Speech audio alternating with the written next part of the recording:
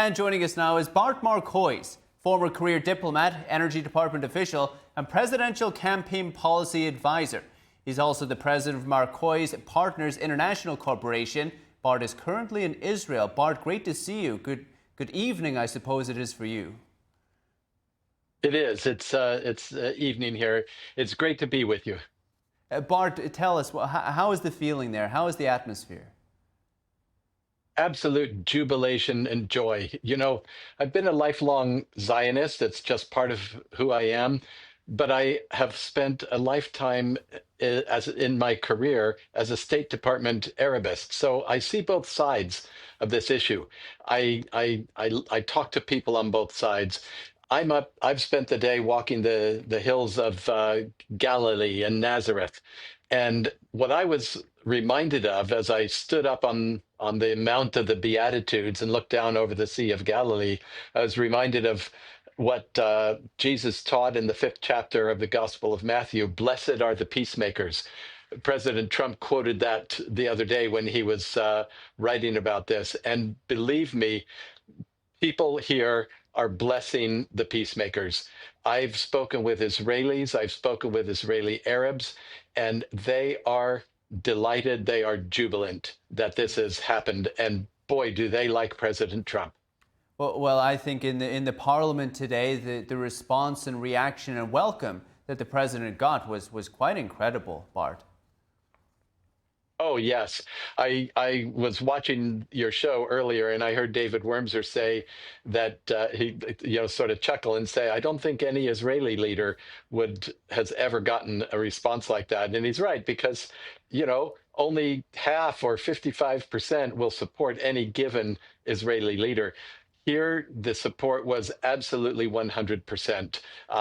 Leftists, rightists, centrists, the Arab parties, the socialists, all of them loved President Trump and were happy for what he did. I spoke to a former chief of naval operations tonight. He was, his counterpart was Admiral Mullins back in the day, and maybe 15 or 20 years ago. And he said, none of this would have happened without President Trump's personal intervention. This took personal intervention. Another Israeli told me something very similar, said, the credit goes to President Trump, to Jared Kushner, and to Mr. Witkoff.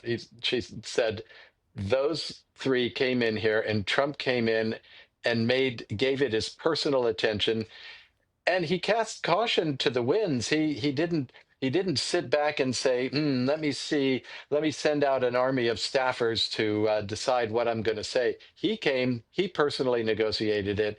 He called the leaders of these countries together. And I mean, it's absolutely extraordinary that you would have all those people in one room talking about this and making peace. Abraham Accords, there's got to be forward progress now in the Abraham Accords. There is absolutely no reason not to move forward.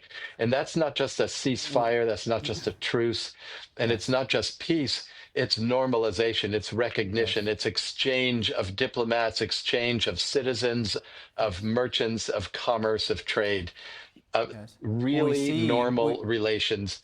We see, Bart, the images of Trump with the world leaders. I want to get them while they're on the screen. It was quite remarkable to see Trump with these world leaders, such an array of power and influence in Egypt today. I'm glad you were watching our interview with David Wormser. For me, it was quite a sobering conversation, Bart, because David really outlined some of the challenges and some of the potential stumbling blocks that still face this peace deal.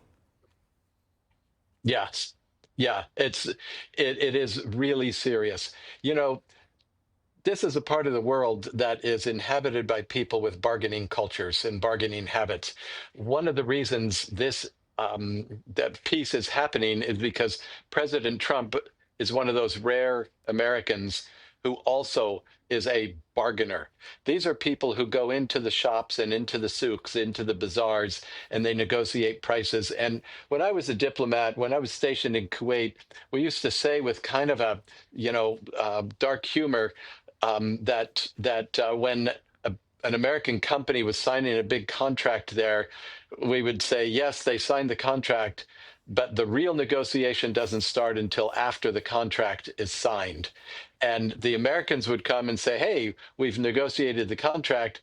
And then their counterparts would say, oh, but there's this and there's that. You're seeing that with Hamas. They've signed the peace deal that agreed that they would give up power, give up weapons, and leave Gaza. They're not giving up power. They're not giving up weapons. They are calling Hamas fighters back. But right now, it's just joy at the return of the hostages.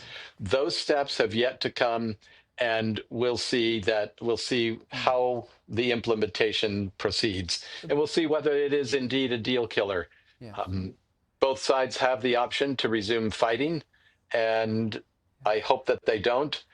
I feel Indeed. joy. I feel peace. Yes. I think that we have a chance for something real here. Indeed, indeed, Bart, as many of us do. Bart, David Wormser raised this point as well about Hamas. You're there in Israel. David Wormser also said they're refusing to give up power, they're refusing to give up their weapons. How do we know this? Well, because they haven't given any weapons yet. They haven't. I remember you asked that to David, and I Mm. thought, well, if he asked me that, I'd say, well, where are the weapons that they're giving up? And let's see airplanes full of Hamas fighters leaving Gaza. Let's see them, leaving and going someplace. They are calling their fighters back, and in fact, now they're putting on uniforms. For 2 years, they've been fighting without uniforms, which is in total violation of the Geneva Convention, by the way, because that makes it harder for their enemies to distinguish between fighters and civilians.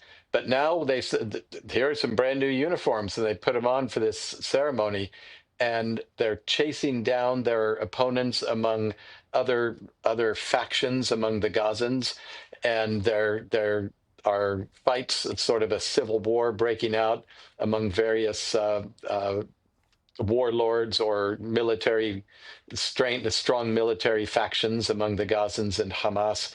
So no, they haven't left. They haven't given up power.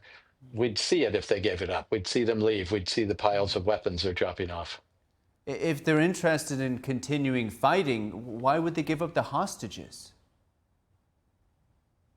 I think they knew they they had a matter of days left to survive. The Israeli army had them effectively encircled. The Qataris were put on notice with that strike from Israel, that Israel later apologized for. That they the Qataris don't want the war spreading to Qatar. I suspect that I won't be surprised if we see Qatar in sometime in the next 6 months quietly ask the Hamas leadership there to find another place to live, another luxury hotel to live in another country. The fear of every Arab country, whenever you talk about the Palestinians, is that the Palestinians will come in and civil war will ensue. That has been the pattern, the history of Palestinians living in other countries. You see it in Europe. You see an importation into Europe and an importation into some American cities and many American college campuses of the American college kids don't know anything about the Middle East, and they don't know what they're chanting for and what they're shouting for, and they march along saying from the river to the sea, and you ask them, they don't know what river, they don't know what sea. They've just been told that there's an oppressor and a victim. And that's something that, if I may, that's something that I'm hearing also from Israelis, an expression of hope from many Israelis that now that the war is over, that people from Europe and from America, from the rest of the world, and especially young people, will come here. They say, come and see. Come and see. Look at what is happening for yourselves. Look at what the facts are on the ground. They're hoping that they will come. They hope that they finally get to tell their side of the story without people's minds being transfixed by a war. War is awful. Terrible things happen during wars. And the Israelis are hoping that now there's a chance for them to tell their side of the story. So Bart, to finish up here, it seems on one hand you're hopeful, as we all are, perhaps the Abraham Accords can spread, can expand, and we can see some kind of relief in the Middle East. But on the other hand, you're not convinced that Hamas, who obviously are backed by Qatar and other backers, are actually going to lay down their arms. So how do you square that circle? If you're accusing me of being cynical, I will reply with a definition a very wise man told me once. He said, cynicism is idealism gone sour. I started out my career 40 years ago, very idealistic with great hopes and ideas that maybe there had to be some solution to this. It's why I came to the Middle East. I figured a Zionist who became an Arabist would have a chance to bring peace and understanding between the two sides. I've seen 40 years of disappointment, and I've especially seen tremendous deceit from anyone affiliated with the hardcore Muslim Brotherhood faction of Islamist political actors. I've just seen it over and over and over. They will make any promise to stay alive and to stop losing yet another war, yet another battle, yet another engagement, and they'll run back and they will regroup, and before we know it, somebody will be kidnapped and there will be new hostages and there will be a new attack, and I hope I'm wrong, but that's the pattern that I've seen. I can't tell you how many dozens of times over 40 years. That's what I've seen personally. And if you pick up a book and you do some research, you see that I came in right in the middle of the play, and the play had been going on for several acts before that. I just want to look at my notes that I made and see if there was something that there was another thing that I noticed, and that was that all the Gazans have been telling a story that they are starving, that their children are starving, that they are starving, that the Israelis have cut off food supplies. And you saw them all celebrating, and there was not one person that looked starving. They looked fit, they looked healthy, they looked, they looked like normal people leading normal lifestyles, maybe a little overweight. There was no difficulty there. Well, I think just like the Israelis, who've had a torrid time over the past 2 years, Bart, many of the Palestinians too. It's been a war-torn place. So. Oh yes. Oh, Yeah, it's been of course. horrible. So the it's human great. suffering has been horrible. Yes. Yeah, that the Israeli suffering was concentrated Yes. in the attacks of October 7th. The Palestinian suffering has gone on for 2 years Indeed. because Hamas used their population as human shields, and they melted away into the population, and it has been horrible.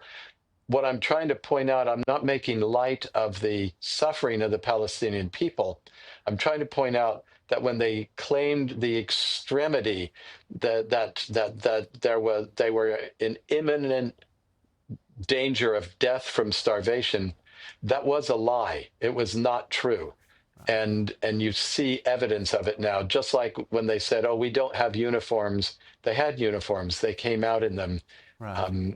And that's what I'm hoping people will look at and say, Of course. okay, let's see what's really true. Let's come see it for ourselves. Absolutely. Just like with David Worms or Bart Marcois, bringing the hope and the kind of soberness to the conversation. Bart, as always, we appreciate you. Thank you so much.